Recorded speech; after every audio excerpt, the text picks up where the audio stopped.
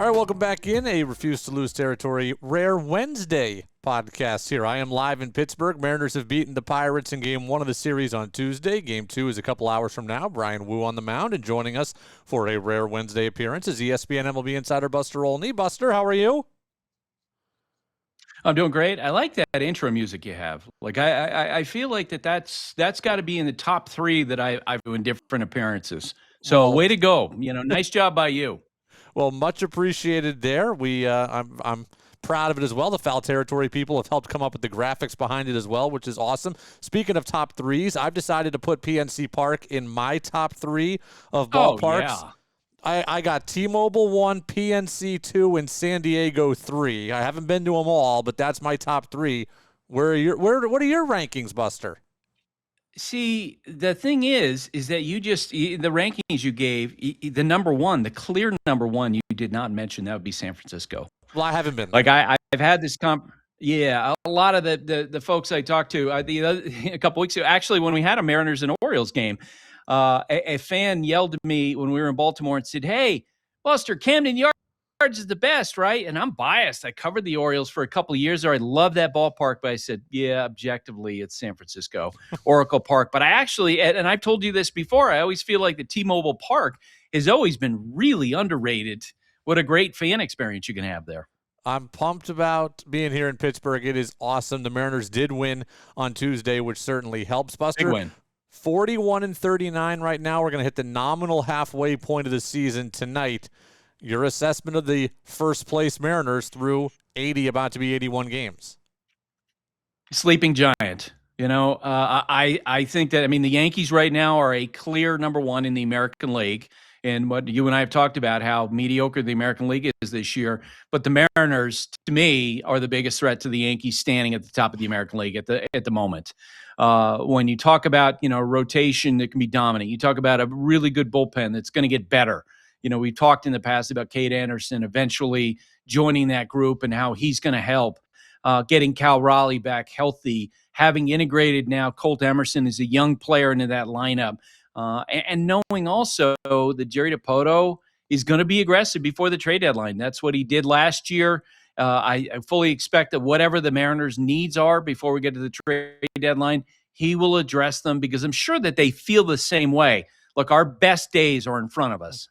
Let's talk micro about the game last night before we go to the macro. Really cool scene yesterday. Cole Young hits the game-winning home run for the Mariners in the 7th inning. It's his first time in Pittsburgh as a pro. This is where he's from. He'd never actually played at PNC Park before, but he was here at the 2013 wild card game between the Pirates and the Reds. Grew up a big Andrew McCutchen fan, and he hits the homer in front of his friends and family.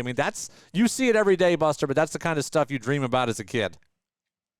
Yeah, and on the video of that home run, and people can find that as he's rounding the bases, right? For the Pirates fans are sullen in that moment because they have fallen behind, but you can hear like mice, right? The shouts of his family in the background, like, yay, great, above the silence of Pirates fans. It was a cool moment. You could see him, and J.P. Crawford hands him the trident, the big grin on his face.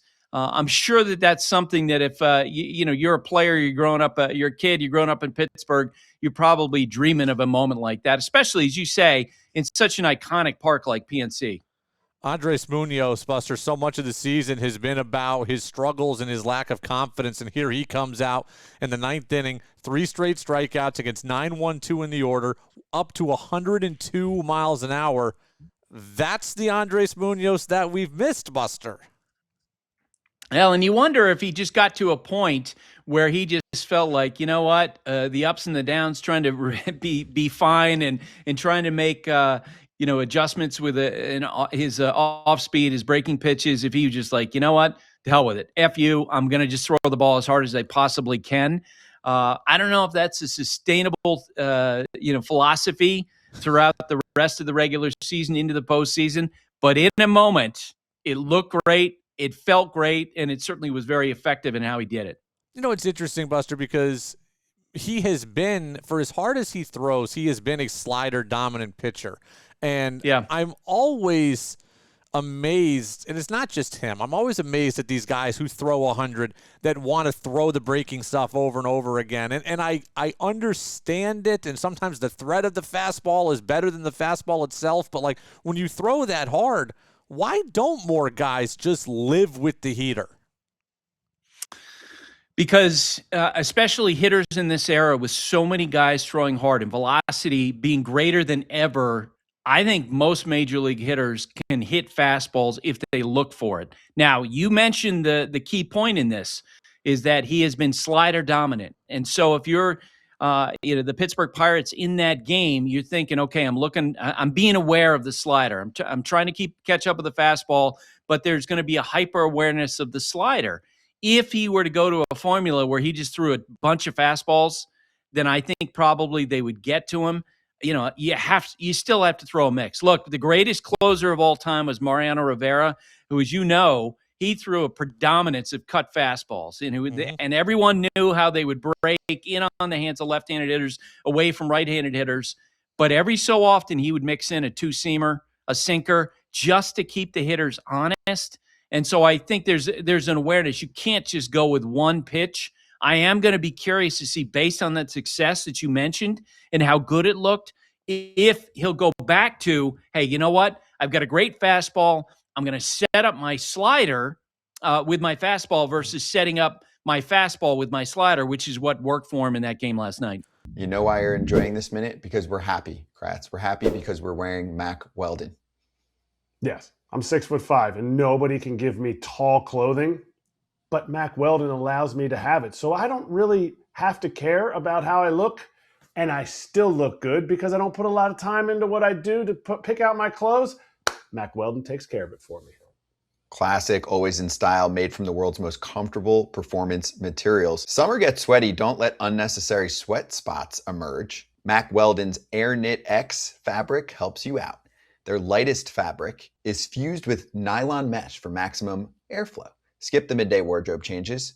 The barely there feel also keeps you feeling more dry and fresh. Don't sweat the heat this summer. Feel as effortlessly cool as you look with Mack Weldon. Go to mackweldon.com and get 20% off your first order of $125 or more with promo code FOUL. That's MackWeldon.com, code FOUL. We're going to see Bryan Woo in the game later tonight. So you saw Bryan Woo, I believe, 2 weeks ago in Baltimore when he got pounded by the Orioles. Then he comes out 7 brilliant innings against the same Orioles team last week. The home and road splits are drastic for Bryan Woo. Why is it that some pitchers are so great at one spot but not in the other? We know T-Mobile Park is a pitcher's haven, but Bryan Woo was great on the road last year. So, why does it fluctuate so much kind of season to season, pitcher to pitcher? Yeah, and I can't give you an absolute answer on that. But what I can tell you is in that game he pitched against Baltimore, I had no hit alert. He was throwing the ball so great early in that game. And I can remember asking a question of Dan Wilson after his second inning, wow, he looks like he's ready to go. And then he gave up a bunch of runs. Yeah. So I don't think it's related to the park. I never got the sense, hey, I'm in Camden Yards. I'm a little bit off my game because I'm not at my home ballpark. I just think that for whatever reason, he lost command that inning. So a lot of times the home road splits to me can be outliers because it's a smaller sample size. So when I think of Bryan Woo, I think of him as a great pitcher, whether he's pitching at T-Mobile Park or PNC. I think he's going to be great. Let's talk about J.P. Crawford because we're now a week plus into this third base experiment, and he's had a couple of really, really good plays. Yesterday, bit of a regression. Throw on the run, threw it up the line. Ball to his left, he tried to go to a knee rather than get in front of it. And I'm not really criticizing him for it. It's just a reminder that position changes are hard and on-the-job training is a real thing. Yeah, and we have to remember, he didn't have an off season to do it. To do this sort of change in the middle of a season is more difficult. That's why a lot of veteran players, quite frankly, and part of the reason why I was impressed with JP taking this on in the middle of a season, a lot of veterans would feel like, I don't want to be embarrassed. I need a full off season to prepare. If you tell me I'm going to be playing third base going forward, tell me in November so I can have the off season to adjust to that. He didn't have that. He's making this adjustment on the fly. And you mentioned, Yes, he's on the left side of the infield in his entire career, so he's going to be adept in making that change. But man, the examples that we've seen of shortstops moving to third base where there's a difficult period, I mean, you're talking about some, Hall of Fame level players. Cal Ripken, one of the greatest shortstops of all time, when the Orioles moved him to third base, he struggled. Alex Rodriguez, when he got traded to the Yankees and Derek Jeter was there and he agreed to play third base, it was kind of ugly at times early on in the process because the timing is different, the speed's different, the angles are different. I'm sure that JP's out. I know this. I saw him in Baltimore. He's out there every day working, taking ground balls. Perry Hill hitting him ground balls. The staff working with him, and he'll get better at it. He has looked really smooth in certain moments.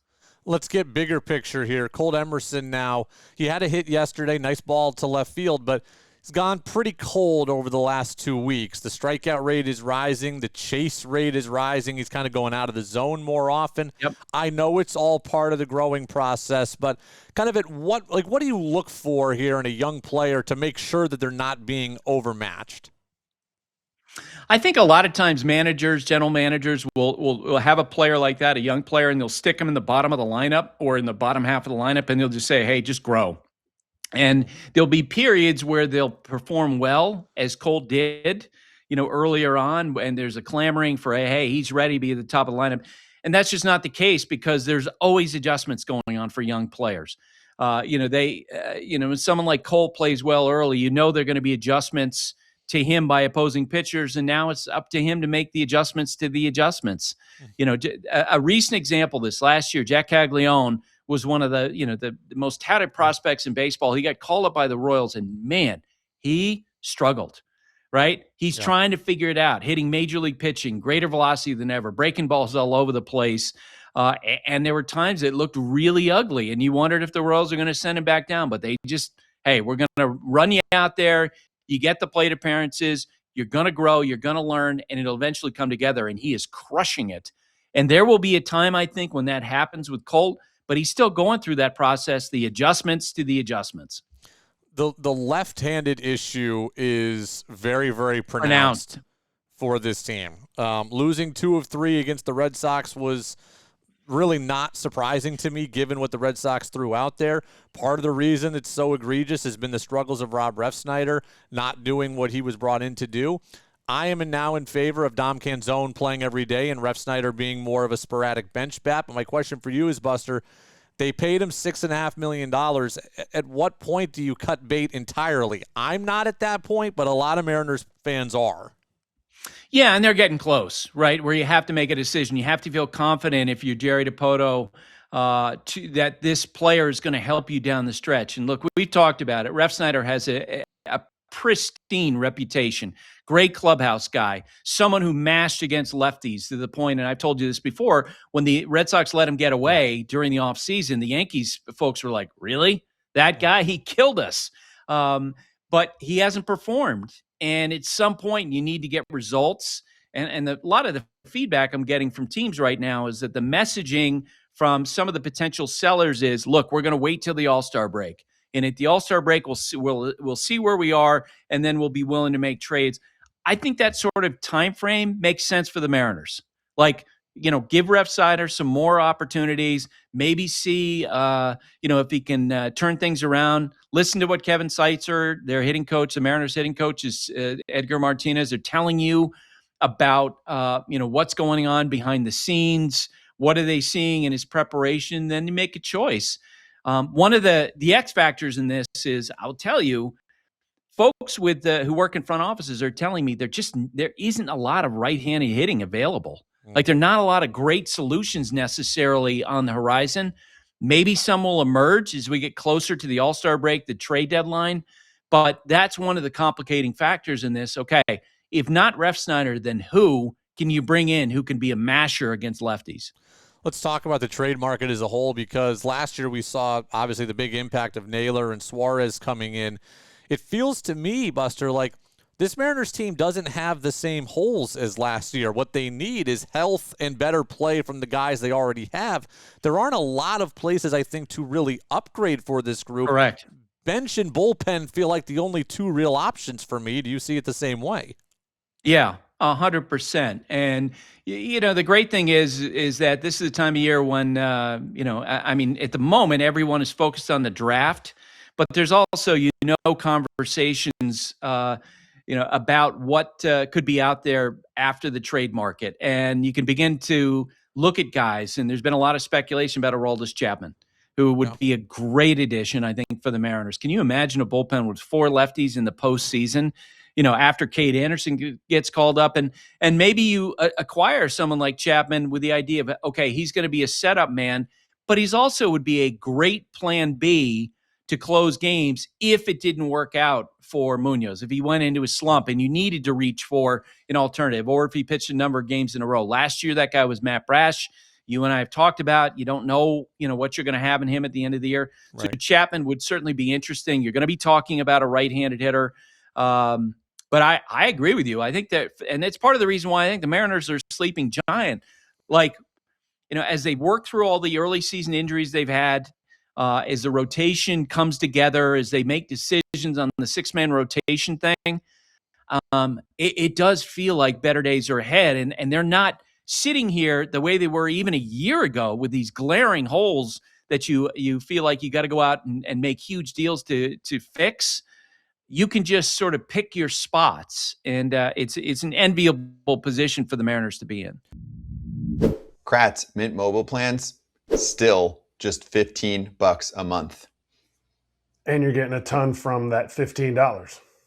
That's right. And we've talked about this for a while. It hasn't changed. It's still all there for you. I'm talking about unlimited talk, text, and data, fast, reliable coverage on the nation's largest 5G network. Oh, and an award-winning care team. Mint Mobile has it all for $15 a month. You can even bring your current phone and your number, choose from 3, 6, or 12-month plans, say goodbye to a monthly bill, ditch overpriced wireless with Mint Mobile. To get your new wireless plan for just $15 a month, go to mintmobile.com/territory. That's mintmobile.com/territory. Cut your wireless bill to $15 a month at mintmobile.com/territory. $45 upfront payment required, equivalent to $15 a month. New customers on first 3-month plan only. Speed slower above 40 gigabytes on unlimited plan. Additional taxes, fees, and restrictions apply. See Mint Mobile for details. Let's talk about Josh Naylor before I get you out of here on the piggyback question. But Naylor, 5-year, $92 million deal this offseason. We all agreed the Mariners needed to do it. Look, the baseball reference war is in the negatives. The Fangraphs war is 0.1. The defense has been skeptical. The slug is lacking. What's your impression of the first full season of the Josh Naylor era in Seattle? You wonder, and I base this also on conversations I've had with people who've been around Josh in the past, like how healthy he has been, right? How much is he dealing with some nagging stuff as we go through this? That's one of my questions. And the other thing, too, is you just get the feeling after watching him in the postseason last year, you don't worry about him. Like he feels like one of those guys when they go into the most important games and the stage is at the biggest, he's going to step up and he's going to be really good. The defensive numbers are concerning. When you look at defensive runs saved, it's a significant drop-off for him compared to last year. Outs above average, significant drop-off. He is statistically one of the worst first basemen. But when you watch him play and when you watch him move, I don't think he's as gifted as someone like Matt Olson, but he does a lot of things, or he's capable of doing a lot of things well. Yeah. And I suspect that in the biggest moments at the end of the year that he will do those well. Buster, here we go. Piggyback time again comes up on Saturday. Logan Gilbert is going to be the starter. Emerson Hancock is going to be the reliever. Mariners fans are up in arms because here's Logan Gilbert with 3 consecutive starts of 6 innings or more, and everybody's prepping for him to be pulled after 5 and 62 pitches and a shutout or something. So I don't even know what the question is, but here we are. Piggyback time again on Saturday. Yeah, it's a unique situation. You and I have talked about it a lot. They're just trying to keep as many starters in play. And they're asking for sacrifices from everybody. Given that it doesn't feel like anyone stepped up and said, "Hey, I'll be the guy. I'll move to the bullpen," like volunteering for that. And until then, you're just trying to make the best of a bad situation. I've told you before that I think if Luis Castillo was in the last year of his deal versus being in the last year of the deal, that would make the decision easier for the Mariners. Given that Hancock has experience coming out of the bullpen, it makes sense to me that he would be the guy coming in at the back end. And let's face it, his performance the last time out also makes it easier to have him be the guy to come out of the bullpen versus, other guys who are throwing better. Buster Olney, ESPN MLB Insider. Buster with us every Thursday. Today, a rare Wednesday. We'll be back at our usual time and place next week. Buster, you're the best, and we'll catch up with you down the road. That sounds great, Brady. I appreciate it. All right, that was our ESPN MLB Insider, Buster Olney. Again, a rare Wednesday appearance here. Mariners and Pirates coming up again on Wednesday night. It'll be Brian Wu against Braxton Ashcraft. So we'll have full coverage again. You can follow me on social media at Refuse to Lose Pod. You can follow us on the written side, marinersroundtable.com. We'll have another full episode later this week. I think it's going to come out Friday still, but I've got the 8-hour drive ahead of me after Pittsburgh on Thursday's day game. So we'll see if it comes out Friday morning or Friday mid-morning, Friday late morning. I'm not quite positive yet, but stay tuned to me on social media. I'll have the answer for you there. But thanks to Buster Olney as always. And again, Mariners Pirates coming up later tonight from PNC Park. Again, my number 2 ballpark right now in the Brady Farkas ballpark rankings. As always, go M's.